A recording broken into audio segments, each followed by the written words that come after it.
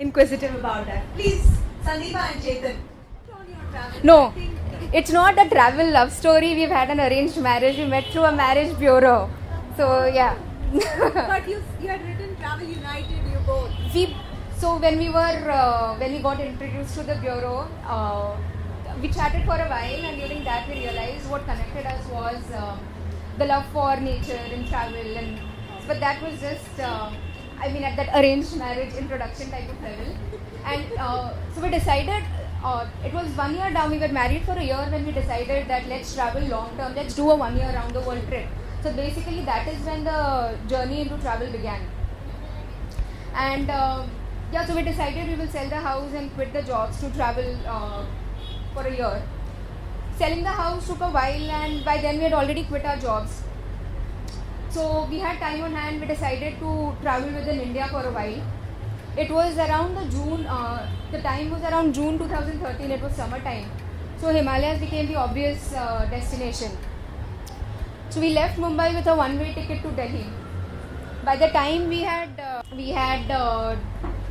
done an unguided trek to a place called Phuktal, which is beyond the end of the road markings on the maps. We had stayed in a shepherd's house in the Zanskar Valley.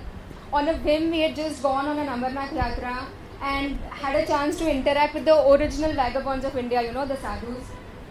And we had travelled in an Indian Oil truck and slept overnight in an Indian Oil truck with 12,000 litres of diesel behind us. It was probably our most expensive accommodation ever. So we came back after 3 months overwhelmed, and we started sharing our experiences, writing our stories and sharing our photos over the internet. The response that we got was as overwhelming, and it moved us enough to think about travel blogging seriously, and that's when the idea of travel as a lifestyle got planted in our minds. Our number one motivation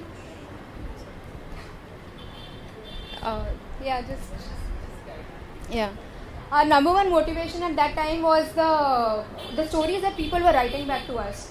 We were connecting with like-minded strangers that we would otherwise have never met and come across. And it almost felt like we were creating our own tribe. This one particular woman called Lynn, she was from United States. She read our story of the Amarnath Yatra and she saw this is the previous one. Yeah, this is Sheshnag, where we halt. This is the first night halt if you climb up to the Amarnath Yatra, to the cave of Amarnath. She saw this picture, and this is the comment that she wrote to us, and I'm just going to read this out. I would like to talk about your beautiful photo of Sheshnag Lake. I saw that view too, and forever remember it. There are no horses, not that many people. Only 5 of us who had decided one night to do the trek to Amarnath.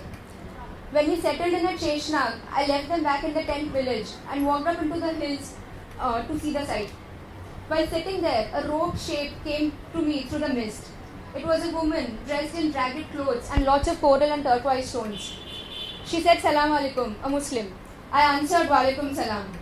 She slapped me on the back because I knew to reverse the greeting. She sat beside me for a while. We couldn't speak each other's language, but mind a lot, and added a few words we each knew. Then we sat quietly and listened to the glacier creak. She got up and held out the hand to me, pointing in the direction of the hills, and said the name of a village, I think. She wanted me to come with her. One of those pivotal moments in life. I could have just left with her and gone off on an adventure even beyond the one I was already having. But caution prevailed and I said no. She shook her head, we smiled, and she disappeared back into the mist. I have no regrets, but sometimes still wonder what if. Thank you so much for that photo. It's as I remember it. And now, woman from the mist. So thank you also for the memory. Lynn is a 60-year-old woman. She had backpacked through India for months 40 years back. And she was writing stories. She was telling us about her journey in the time so long back. there was no other way for us to know what the Amarnath route would have looked like back then when the Indian Army didn't control it. Or that Manali at some point was just a dirt track, and the route from Manali to Kullu was a common backpacker circuit. Or that you could cross over from Pakistan to India through the border and just walk through the crossing at Wagah. And the border post at that border post there was just a shack under a tree. Then when we started sharing stories from South America, this now 86-year-old man wrote to us about his road trip he had done way back with his family and their 16-year-old daughter way back in 1977. They had travelled for 2 months across 10,000 kilometers in their old and trusted Fiat. There was no way we could stop doing what we were, considering people were sharing such amazing parts of their lives with us. We were also answering questions, helping people overcome their obstacles and hurdles. The senior reader on our blog, after reading the Amarnath story, she wrote to us saying that she had always wanted to climb up to the cave herself, but she wasn't feeling confident enough of doing it. Then she saw a picture of a senior pilgrim on our story, and she said like she decided to do the yatra for herself. It was just a simple story that we had shared, an experience of ours which we had just put on the net. But we were helping people, like someone was making their dream become a reality. People would ask us specific questions about location, if it was okay to take senior, older parents or young kids to places. I want to go to Kashmir, but my child is only 3. This young mother wrote to us. So we told her about Yusmurg. These are the meadows of Yusmurg. And we told her it was completely safe for her little kid to just run around the meadows of Yusmurg because it wasn't as crowded as other more popular places there. And mainly vehicles were prohibited in the whole. Sao Paulo was a first point. It was a point of entry into South America. This was the first story that we put up. And this one guy wrote to us saying he was a retired guy now. And he wrote to us saying at the beginning of his working career, he had an opportunity to work in Sao Paulo, but he couldn't take it because of some family reasons. He had a range of responsibilities and he couldn't go. Since then, over the years, he had tried to imagine what the place would be like, what the people of Sao Paulo would look like. And finally, he was getting to he then saw our post of Sao Paulo and he could see for real what the people and the streets looked like, and he was seeing it from fellow Indians.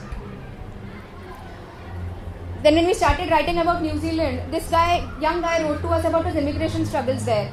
That he had tried to immigrate but somehow things had not worked out. And he wrote to us saying he hoped he could at least travel through there sometime.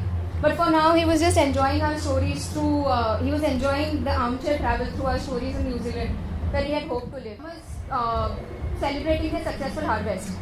A young reader from rural Maharashtra wrote to us saying that she had seen this, she read about this June festival and it reminded her of the Holda parties that we have out here and also in the winters. What really struck us was how easily she had drawn the similarities. Farmers working hard and then celebrating a successful harvest. It was communities far apart, living lives completely different. But then your stories are communicating such an important sentiment that we are clearly at some level all just the same, and it's just helping us come together as people. Yeah, another advantage for us about travel blogging was, as travel bloggers, we do not have the aura that book authors have. I mean, like a peek into our personal lives is just you click on the About Us link and you get to know more. Emails, comments, social media, we are all just more easily accessible. The book authors like the Bill Brysons, Goaras, or like the Pulla Deshpande's Madhulkars, they have an aura which you don't want to touch, and their stories you don't want to replicate because they are like high up there. But as a travel blogger, you're just telling you're relatable. You've lived a life that your reader has at some point, and you're telling them how to do, you're deconstructing the whole thing for them. And it makes them feel, yes, like this is damn cool and I want to do it, I can do it too. It did for us. And yes, there have been perks about saying we are travel bloggers and we have a website called sandeepachethan.com. We had gone to apply, we had applied for a visa for Peru in Buenos Aires. And we went to the embassy, the visa officer explained to us the procedure. And then he asked us, okay, so where do you live in Buenos Aires? We were like, no, we are Indians who live in India. We live in Mumbai. He was like, oh, you don't live here. Like, no, we don't live here. Like, oh, then he was very like regretting it, but he said like, I'm sorry, I can't help you then. You should have applied, since you live in India, that is why you should have applied for a visa and stuff. So we explained to him why we couldn't have applied for a visa there, and we are like, Peru is right there and we are right here, and India is so far away, and like if there was something he could do. So he said, yeah, he agreed, and like, he understood all of that, but he was bound by rules, and he was really sorry that there was nothing that he could do. Like, okay, fine, what else do you do? We were just about to leave when Chetan gave him our visiting card and said, we are travel bloggers and we have a website and the whole story. He suddenly got interested. He was like, oh, wait a minute. You write about your travels on the internet and people read about it? We were like, yeah, pretty much.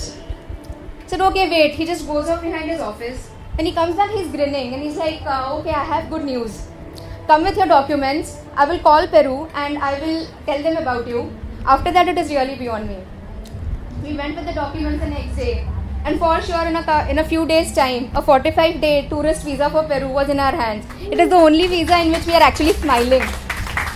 So, yeah, this photo wouldn't have been possible without sandeepachetan.com.